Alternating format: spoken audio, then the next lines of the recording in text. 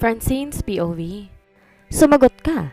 Kung ayaw mong ingudngod kita ngayon dito sa kubeta, giit ko pa. Ni hindi man lang siya natinag sa aura kong kulang na lamang ay magpawala sa isang buong tao. Oh well, pagkahatid ko sa mga bata kagabi sa bahay, bumalik din ako dito kaagad. Pinaiwan na muna sila ng parents ko dahil sabik sa apo ang mga yon. Then I found you peacefully sleeping in your bed. Pinasadahan niya pa muna ako ulit ng tingin mula ulo hanggang paa bago bumalik ulit sa mukha ko at nagpatuloy. Napansin ko, suot mo pa rin yung damit ko. Kaya naman nagmagandang loob na ako.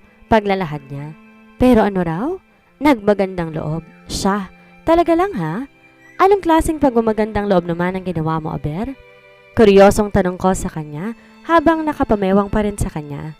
I will clean you up, he answered smiling. Buti nga pinunasan ko pang katawan mo. Ayoko mga tika kaya naman nagkusa na akong linisan ka. Dagdag pa niya na kinalaki ng mata ko. At talagang proud na proud siyang sabihin sa akin yon. Nakala niya naman kinatutuwa ko. Kaya pala may naramdaman akong hawak sa akin habang natutulog ako. Dahil sa pagmamagandang loob kuno niya. Aba, ayos. Tapos pinakatitigan mo ko? Prangkang tanong ko. Ngumisi lang siya sa akin sabay tanggal din na nakabalot niya sa katawan. Hep? Ano sa tingin mong ginagawa mo? Maangkong tanong sa kanya. Sasabay akong maligo? Patanong naman niyang sagot. Ganito ba talaga siya kakulit? Ganito ba kaisip bata isang Kyle Dayton? O sadyang mahilig lang talaga siya? Sinabi ko bang sabayan mo akong maligo? Labas! Singhal ko sa kanya, sabay talikod nang makita ko ang kasangga niya. Mahabaging langit. Bakit pa kasi sa dami ng pwedeng ipagpala sa kanya, yung kasangga niya pang pinagpala ng gusto? Baby, let's shower together to save water. Bulong niya at napahawak ako sa lababo. Nasa likuran ko na siya ngayon habang dahan-dahan akong sinasabon. Napatingin naman ako sa salamin na nasa harapan ko kung saan kitang-kita ko rin ang ginagawa niya sa akin. Kyle, what are you doing? I asked. Pinipilit kong kontrolin ang sensasyon na namumuo. Tutulungan kang maligo? Sagot niya. Kinuha niyang shower at kaagad na itinapat sa akin. Muntik pa ako mapasigaw nang maramdaman ko nakatapat sa kasangga ko ang pinaka-shower. You like it? He asked. Alisin mo yan sa akin. Halos kapos siningang utos ko naman sa kanya. Kaagad niya naman tinanggal ang shower, ngunit gano'n na lamang pag-iinit ng katawan ko nang madama kong isang bagay sa bandang likuran ko. At kahit na nga ba hindi ako lumingon, alam na alam kong kasangga niya iyon. Peste, wala na ba talagang pahingang kasangga ko rito? Tigilan mo ako, Kyle. Muli kong singhal sa kanya, ngunit mukhang walang narinig ang bugok. We should exercise in the morning to be healthy and happy, he whispered. Halos inaraw-araw mo ng pag-exercise, Kyle. Wala naman nagbago. Masigla ka pa rin. Humarap ako sa kanya at pinagbastan ng mukha niya. Kinakarir mo rin talagang pagsugod, ano? Yung totoo, pulis ka? Sunod-sunod ko pang tanong sa kanya. Nilagay niya ang kamay ko sa likod ko at doon niya na nga sinimulan ang kanina pa niyang gustong mangyari. Pagkatapos namin maligo at kumuha ng extra activity sa banyo, niyaya ako ni Kyle mag-date. Mabuti naman at may pakonswelong bugok. Saan tayo magde-date? Tanong ko sa kanya habang nanginginain ng bubblegum sa tabi niya. Tinaas ko pa rin ang paa ko at walang pakialam na nakasandal sa bintana ng sasakyan niya. Saan mo gusto? Balik tanong niya naman. Napatingin ako sa gawin niya at hindi na malayan, nakatitig na pala ako sa side profile niya. Bakit bang gwapo ng bugok na to? Sana'y mabusog ka kakatingin sa akin. Nakangising giit niya pa. Hindi kita tinitingnan, wag kang assuming. Aba syempre, magkawalaan na hindi ako aamin na tinititigan ko siya. Really? Kaya pala halos panggigilan mo na yung bubblegum ng inunguya mo. Hindi ko na lang siya pinansin dahil nakadama ako ng pag-iinit ng mukha. Peste, huling-huli pala ako sa akto. Pesteng Steve na to, walang magawang matino. Tigilan mo ako baka sabunutan kita ngayon. Singhal ko sa kanya. Tumawa naman siya at bahagyang kinurot ang pisngi ko. Kaya gustong gusto kita eh. Pinapasaya mo kasi ako. Sa sinabi niyang yon natigilan ako. Hindi ko rin nagawang lumingon pa sa kanya. Binalot tuloy ng katahimikan ang pagitan naming dalawa at sa buong biyahe. Dinala niya ako sa La Tigra Hotel at doon na rin kumain. We went inside the Italian restaurant, still inside of the La Tigra Hotel. Napakaganda ng hotel na to sa totoo lang. Kompleto ricados kung sabihin ng iba. Pagkaupoy nag-order na siya, di na pinagkabalhang tingnan pa ang menu book. What do you want? He asked me. Ikaw? Wala sa loob na balik tanong ko sa kanya. Napangisi siya habang maang na nakatingin lang sa amin ng waitress. OMG! Tama bang pagkakasabi ko? You choose. Muli kong sabi. Nakangising umiling lang siya at tinuro sa waitress ang order bago nagpasalamat. So, you want me? He asked. Namali lang ako ng pagkakasabi pero hindi ka ang gusto ko, no? Napaka-assuming mong tao, promise. Kaagad kong sagot. Defensive na akong defensive. Alangan sabihin kong siya ang gusto kong menu. Pisit na buhay to, oh. Nawaan na yata ako ng kahiligan ni Kyle. Anything you said that makes you peacefully sleep at night. Kumindat pa ang bugok. Inirapan ko naman siya at hindi na pinansin pa. Francine? Napatingin ako sa likod ko na may bumanggit sa pangalan ko. What are you doing here? What are the... Sunod-sunod na tanong sa akin ni Edison. Siya, anong ginagawa niya rito? Kasama niya kaya si Aiza? Magtatanong sana ako sa kanya nang biglang tumayo si Kyle at lumapit sa akin. You mean my sons? He asked. Pansin kong pag-igting ng panga niya. Halatang galit, Diyos me.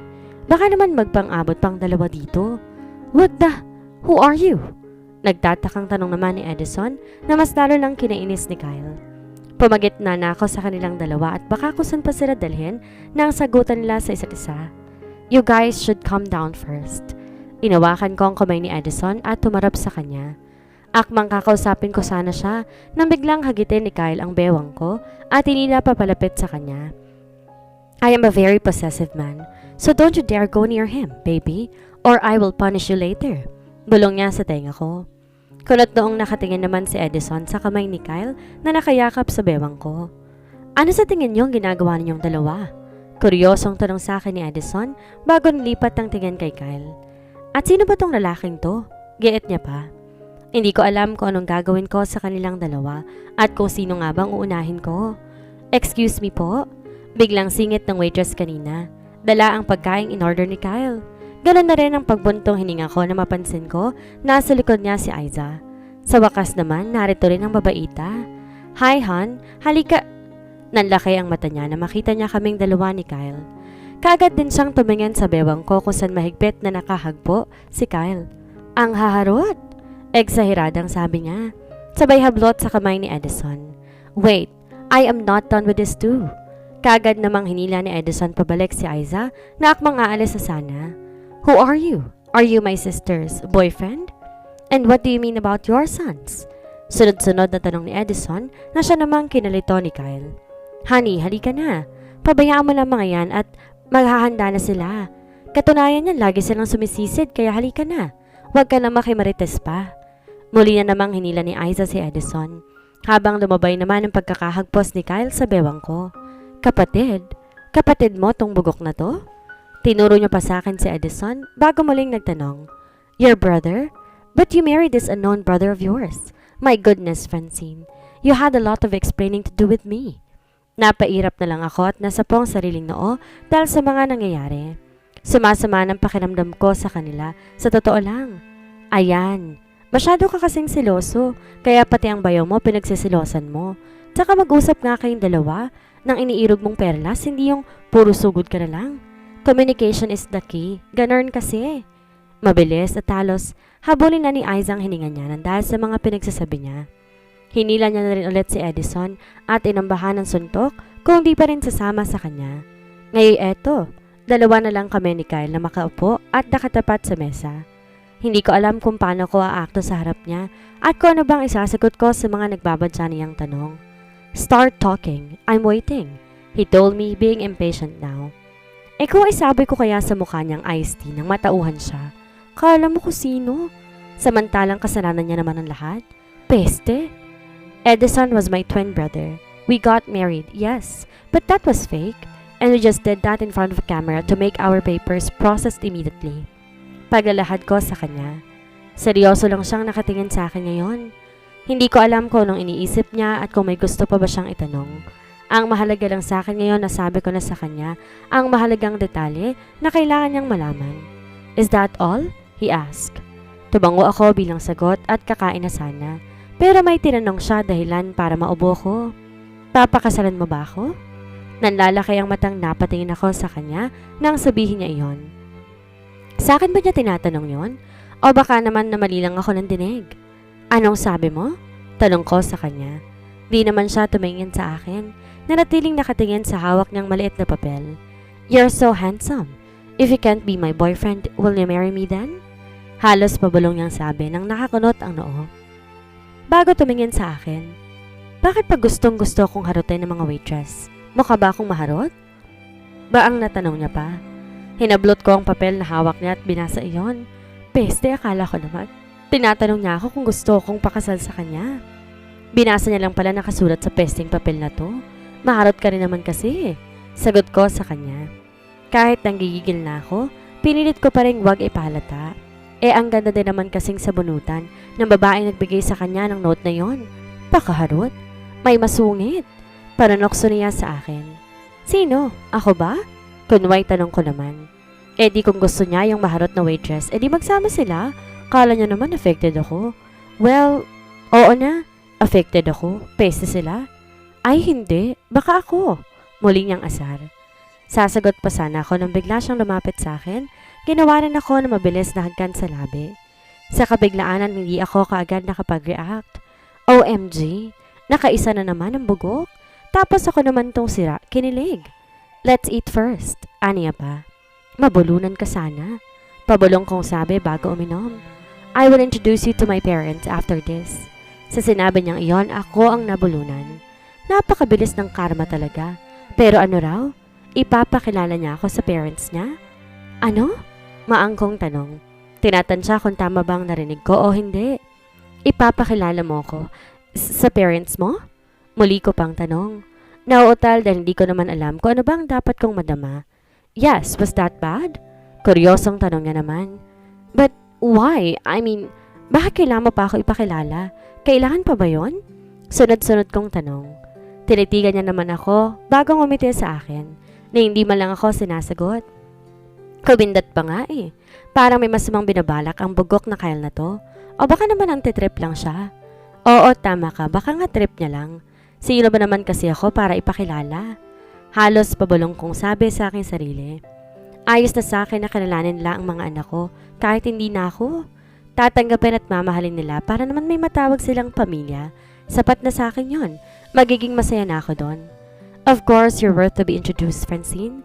Always remember that. Nanlaki ang mata ko na sabihin niya iyon. Narinig niya pala mga sinabi ko. Ganon katalas ang pandinig ni Kyle. I will introduce you to my friends too. Magugustuhan mo sila at makakasundo.